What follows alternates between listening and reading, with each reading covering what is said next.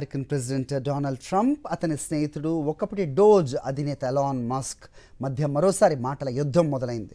Elon మస్క్ను దేశం నుంచి బహిష్కరించే అవకాశాలను పరిశీలిస్తున్నట్లు ట్రంప్ ఓ సంచలన ప్రకటన చేశారు. దీంతో మస్క్ కాస్త తగ్గినట్టు కనిపిస్తోంది. తాజా ఘటనతో ఇద్దరి మధ్య విభేదాలు తారాస్థాయికి చేరినట్లయింది.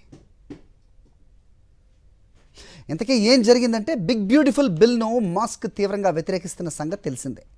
తాజాగా ఈ బిల్లుకు సెనెట్లో ఆమోదం లభించింది. బిల్లుకు మద్దతుగా ఓటేసిన కాంగ్రెస్ సభ్యులందరినీ తను టార్గెట్ చేస్తానని, నెక్స్ట్ టైం వాళ్ళెవరూ సెనెట్లో అడుగు పెట్టకుండా కృషి చేస్తానని ప్రకటించాడు మస్క్. ఇదే క్రమంలో అవసరమైతే అమెరికాలో కొత్త పార్టీ పెడతానని ఆయన సంచలన ప్రకటన చేశారు. ఇక బిగ్ బ్యూటిఫుల్ బిల్లుకు సెనెట్లో ఆమోదం దక్కటంపై సంతోషం వ్యక్తం చేసిన ట్రంప్ అదే టైంలో మస్క్ వ్యవహార శైలిపై స్పందించారు. ప్రపంచంలో ఏ వ్యక్తికి దక్కనని సబ్సిడీలు మస్క్ దక్కుతున్నాయని అన్నారు. ఈ సబ్సిడీలు లేకపోతే మస్క్ ఎప్పుడో అమెరికాలో దుకాణం మూసేసి తన స్వదేశమైన సౌత్ ఆఫ్రికాకు వెళ్ళిపోయి ఉండేవారని అన్నారు. ఇదే టైంలో ఓ జర్నలిస్ట్ అడిగిన ప్రశ్నకు స్పందిస్తూ మస్క్ను దేశం నుంచి బహిష్కరించే అంశంపై పరిశీలన చేస్తున్నామని అన్నారు. ఈ వీడియో క్లిప్ను మస్క్ షేర్ చేశారు.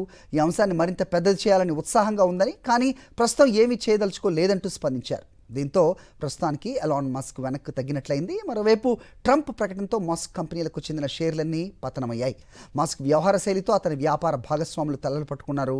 డోజ్ నుంచి అధికారికంగా బయటకు వచ్చిన తర్వాత ట్రంప్ ప్రభుత్వంతో ఎలాంటి సంబంధం లేకపోయినా మస్క్ తన వ్యవహార శైలితో కంపెనీలకు నష్టం తెచ్చిపెడుతున్నారని వాళ్ళు బాధపడుతున్నారు.